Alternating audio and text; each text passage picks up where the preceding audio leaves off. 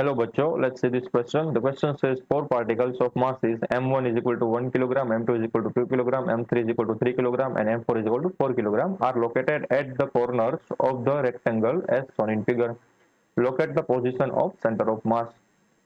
तो हमें ये जो रेक्टेंगल पर चार अलग अलग पार्टिकल्स गिवन है, उसका सेंटर ऑफ मास हमें बताना है। ठीक है, ये कहाँ पर होगा सेंटर ऑफ मास, उसका जो कोऑर्डिनेट है उसको बताना है इवेंचुअली। तो हम इस प्रॉब्लम में जो की कंसेप्ट यूज करने वाले हैं वो होगा equation of center of mass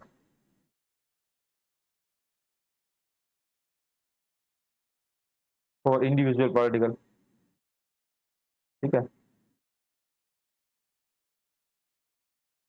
क्या था, RCM can be written by in vectorial form summation of individual particle mass times its position upon total mass। ठीक है, ये वाला फॉर्मूला यूज करने वाले हैं। बहुत ही बेसिक क्वेश्चन है। देखते हैं कि RCM क्या आता है। देखो RCM इज इक्वल टू, हमारे पास कितने पार्टिकल है, चार पार्टिकल है, राइट। तो समेशन भी होगा चारों का। तो यहाँ पर आएगा हमारे पास M1 R1 plus M2 R2 plus M3 R3 plus M4 R4 upon total मास। ठीक है, तो यहाँ पर आएगा M1 plus M2 plus M3 plus M4। Okay, तो देखो हमारे पास यहाँ पर वेक्टर के फॉर्म में, हम उसको कोऑर्डिनेट के फॉर्म में कैसे लिख सकते हैं। हमें पता है कि जो पोजीशन वेक्टर होता है R, ठीक है, जनरल फॉर्म में मैं लिखता हूँ, तो उसको वैसे भी लिख सकते हैं एक्स इंटू वाई। ठीक है, ये आपने पढ़ रखा होगा। पोजीशन वेक्टर को हम कोऑर्डिनेट सिस्टम में ऐसे भी लिख सकते हैं, R is equal to x and y. ठीक है, तो हमें ऐसे ही लिखना है, एक्स एंड वाई के फॉर्मेट में ही लिखना है। तो फिगर से हम देखा जाएगा कि R1 R2 R3 R4 क्या होता है। ठीक है, तो R1 क्या है, उसका कोऑर्डिनेट सिस्टम क्या है। तो R1 का कोऑर्डिनेट यानी कि ये जो M1 पार्टिकल है उसका, तो वो तो 0 0 पर ही बैठा हुआ है। ठीक है ना, सेंटर पे ही है, इसका मतलब 0 0 होगा। X coordinate 0, Y coordinate 0।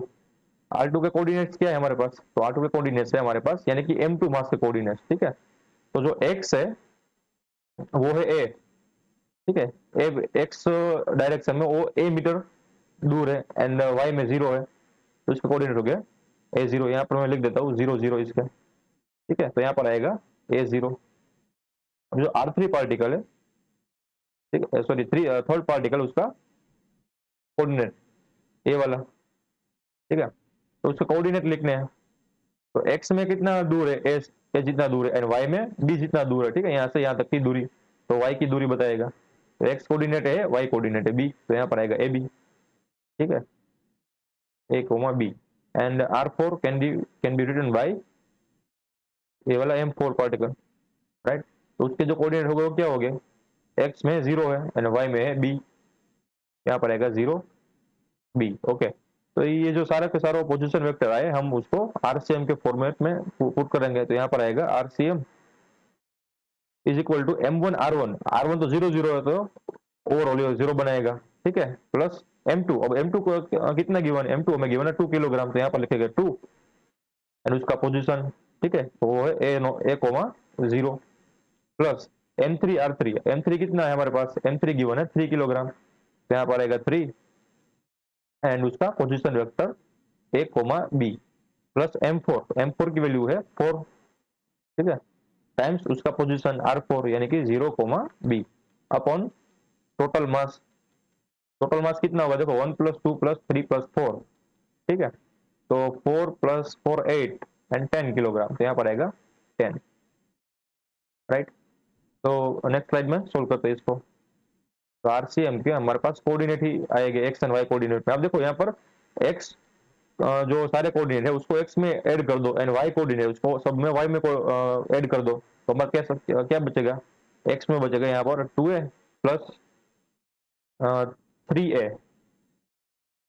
ठीक है, एंड वाई को अब जब ऐड करोगे सारे जो हमारे पास कोऑर्डिनेट सिस्टम है उसका वाई कंपोनेंट को ऐड करोगे। अब तो वाई कंपोनेंट में हमारे पास 3b एंड 4b, तो यहाँ पर आएगा 3b प्लस 4b।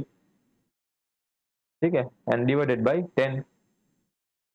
तो यहाँ से आप सिंप्लीफाई करो तो बचेगा यहाँ पर 5a कोमा 7b। अपॉन 10। ठीक है, इनको सेपरेट भी लिख सकते हो यहाँ पर। ठीक है, 10 को अलग अलग दे दो सेपरेट में, तो यहाँ पर बचेगा a/2 और यहाँ पर आएगा 7b/10। तो ये हमारा आंसर आ गया, आरसीएम का लोकेशन आ गया। ठीक है, तो ये कोऑर्डिनेट बन गए। So the final answer to the question is, the location of the center of mass of the given system is a/2, 7b/10. I hope you understood it well. Best of luck.